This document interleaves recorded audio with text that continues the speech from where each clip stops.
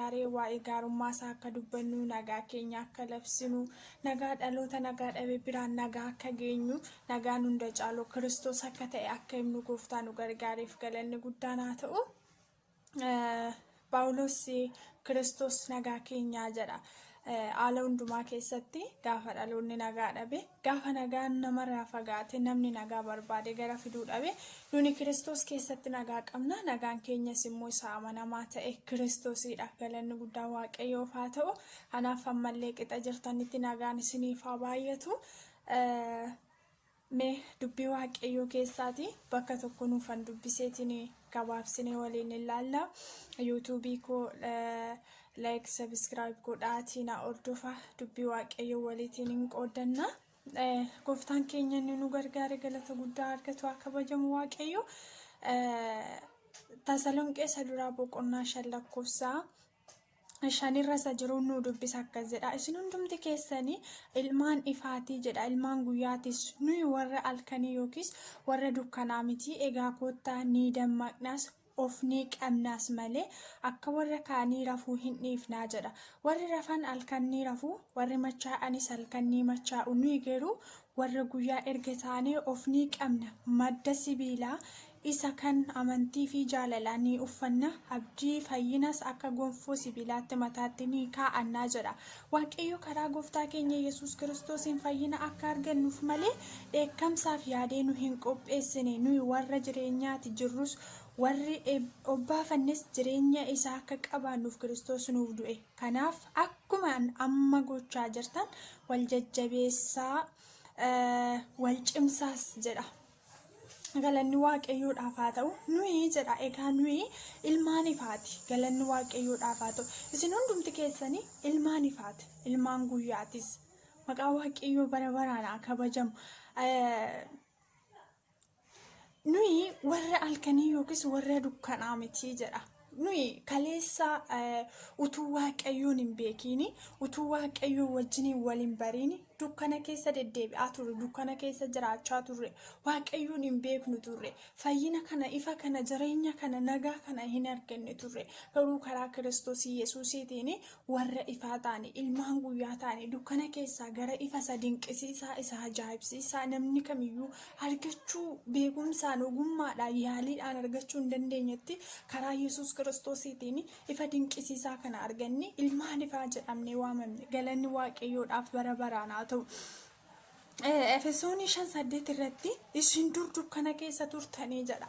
Kana jechuun utuu Kiristoosiin hin argatiin dursa, utuu Kiristoos Yesuus jaalala isaatiin gara isaatiitti nu waameen dursa, utuu Kiristoos Yesuus jaalala isaatiin abbummaa isaa nu barsiiseen dursa, nuyi kaleessa dukkana keessa turre, warra Waaqayyoon hin beekne turre, warra Waaqayyoon hin kabajne turre, akkuma arginetti jiraanna turre, akkuma arginetti deddeebina turre. Har'a garuu karaa Kiristoos Yesuusiin ifa dinqisiisaa arganne. Nuyi ilmaan ifaa, ilmaan kabajamoo jedhamneeti waamamne. Galanni Waaqayyoodhaaf haa ta'u.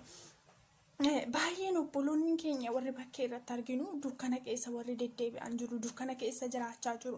Karaan dhugaan jireenya isaa kam akka ta'e utuu addan ba'in jireenya har'a laala, jireenyi biyya lafaa gubbaatti har'a arginu kun hundumtuu namatti fakkaata malee dukkanaa haadha keessi isaa ifa kan of keessaa hin qabne. Sababni isaayyuu karaa Kiristoos Yesuusiitiin ifa bara baraasa jireenya bara baraatti darbuu fi jiraachuu waan danda'amuuf obboloonni Kiristoosiin hin arganne, obboloonni Kiristoosiin fayyisaa lubbuu isaanii godhanii ofitti hin fudhanne immoo dukkana keessa jiraachaa jiru jechuudha. Ilmaan ifaa warri ta'an immoo warri karaa Kiristoos Yesuusiin ifatti dhufan immooti ilma warra dukkanaa, warra halkan keessa deddeebi'an, warra utuu hin beekin hamaan isaan irra gahu, warra karaa isaanii adda baafatanii hin beekin, warra akkasumaan tasatti jiraatan utuu hin ta'in warra waa adda baafatanii beekan, warra ifa keessa deddeebi'an, warri namni ifa keessa deddeebi'u, namni ifa of harkaa qabu waanumti arge isan kuffisu, waanumti arge isan balleessu, waanumti arge karaa isaarraa isan kaachisu, waanumti arge daangaa isatti hin ta'u. Sababni isaayyuu ifa of keessaa qaba, ifa keessa deddeebi'a, ifa keessa jiraata waan ta'eef. Galanni inni guddaa waaqayyoodhaaf haa ta'u. Garaagarummaan ilmaan ifaa fi ilmaan dukkanaa yoo inni guddaan warri ifa keessa deddeebi'anii waan isaanitti dhufu adda baafatanii beeku. Karaa isaanii adda baafatanii beeku. Adeemsa isaanii adda baafatanii beeku. Yaada isaanii mana isaanii galgala har'a waan keessa jiraatanii fi boru waan itti adeeman adda baafatanii beeku. Kanaafiyyuu waan hundumtiyyuu gufuu isaanitti hin ta'u. Waan hundumtiyyuu isaanii sobu. Waan hundumtiyyuu isaanitti hin fakkeessu. Waan hundumtiyyuu isaanii gowwoomsu warri ifaa ilmaan ifaa ta'an warri ifa keessa deddeebi'an. Kana jechuun isin warra Kiristoositti waamame warra Kiristoosiin gara ifa Kiristoos mataan humti isaayyuu ifa biyya lafaati. Nu immoo fakkeenya Kiristoosiin waan uumamneef gatiin guddaan karaa Kiristoos Yesuusiin waan nutti baafameef nuyi ilmaan ifaa jedhamne akka waamamnu nu taasise nu godhee jechuudha. Galanni waaqayyoodhaaf haa ta'u. Warri dukkana keessa jiraatan kana jechuunis warra Kiristoosiin hin arganne warra Kiristoosiin fayyisaa lubbuu isaanii godhanii hin fudhanne immooti. Isaan ammayyuu dukkana keessa jiru. Sammuun isaanii yaadni isaanii dukkana keessa deddeebi'aa jira. Kana jechuun hojii foonii warri hojii fooniitiin fedha fooniitiin warri gaggeeffaman yeroo hundumayyuu wanti bu'aan foonii dhimma baasa isaanitti fakkaate. Hojiin foonii waan isaan fayyadu waan isaan gargaaru isaanitti fakkaata. Yeroo hundumayyuu yaadni garaa isaanii hojii foonii irratti, yaadni garaa isaanii ammina irratti, yaadni garaa isaanii fedhii biyya lafaa irratti, yaadni garaa isaanii fedhii foon isaanii guuttachuu irratti warri hundaa'e yeroo hundumayyuu warra dukkana keessa jiraatan. Kiristoos Yesuusiin fayyisaa lubbuu isaanii godhatanii fudhanne taanaan har'allee dukkana keessa jiru. Borullee gara dukkanaatti deemu. Har'allee badiisa keessa jiru, hammina keessa jiru, cubbuu keessa jiru.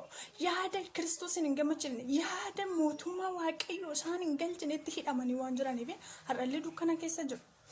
Borullee hojiin isaanii inni dukkanaa keessaa kun immoo borus gara dukkanaatti, gara badiisaatti, gara bidda bara baraatti isaan geessa. Kanaaf immoo nuti karaa Kiristoos Yesuusiin ilmaan ifaa jedhamnee erga waamamne. Ilmaan ifaa erga isaanii warra guyyaa erga taane immoo dammaqoota ta'uu qabna. Ilmaan ifaa callisanii rafanii ofiin dagatanii dadhaboota miti hin mudhukanii hin laafanii ifa isaan harka jirutu karaa hundumaan iyyuu akka isaan jabaatan akka dammaqan akka of qaban akka of eegan akka isaan jajjabaatan kan isaan godhu ifa. Ifti keenya immoo Kiristoos isa nu keessatti mallatteeffame. Haleluuyaa. Kiristoos keessa keenyatti erga chaappeeffame Kiristoosiin erga gaggeeffamne Kiristoosiin erga fo'amne isaan jaallatamne waamamne yeroo hundumayyuu warra of dagatan otoo hin ta'e warra qophaa'an warra dammaqan warra of qaban warra of eegan warra karaa isaanii beekan warra kallattii isaanii adda baafatanii beekan jireenya isaanii boruus ta'e har'a irratti wanta dhufu adda baafatanii warra beekanidha. Ilmaan ifaa galanni waaqayyoodhaaf bara baraan haa ta'u. Ergaa Phexros isa duraa boqonnaa 2 lakkoofsa 9 irratti akka jedha isin garuu qomoo fo'amoodhaa jedha luboota mana qulqullummaatti jedha saba qullaa'oodhaa jedha warra dhuunfaa waaqayyoo ta'anidha jedha. Waaqayyoo hojii isaa isa jajamaa akka labsitanii fi dukkana keessaa gara ifaatti isin isa dinqisiisaatti isin waama. Haleluuyaa. Isin maayini qomoo fo'amoodha warra jaallatamanidha warra filatamanidha.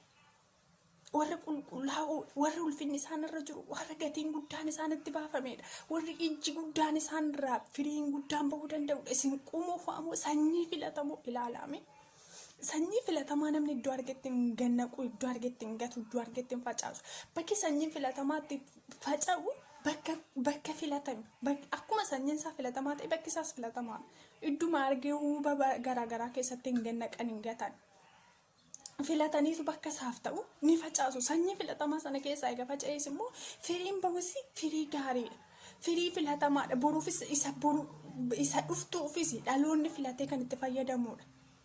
Nuyi warra akkanaati warra filatamoo qomoo qulqullaa'oo qomoo kabajamoo galanni waaqayyoodhaaf haa ta'u. Kanammoo karaa Kiristoos Yesuusiitiin nuyi warra dadhaboota taanee utuma jiru nuyi warra of gatan taanee utuma jiru nuyi warra dukkana keessa deddeebi'u taanee utuma jiru otoo cubbamoota dadhaboota taanee jiru otoo Kiristoosiin hin beekin garuu karaa Kiristoos Yesuusiin jaalala isaatiin qabamne jaalala isaatiin waamamne jaalala isaatiin fo'atamne nuyi utuudhuma akka warra kaanii dadhaboota taanee jiru otoo cubbamoota taanee jiru karaa Kiristoos Yesuusiin immoo qomoo fo'amoo taane.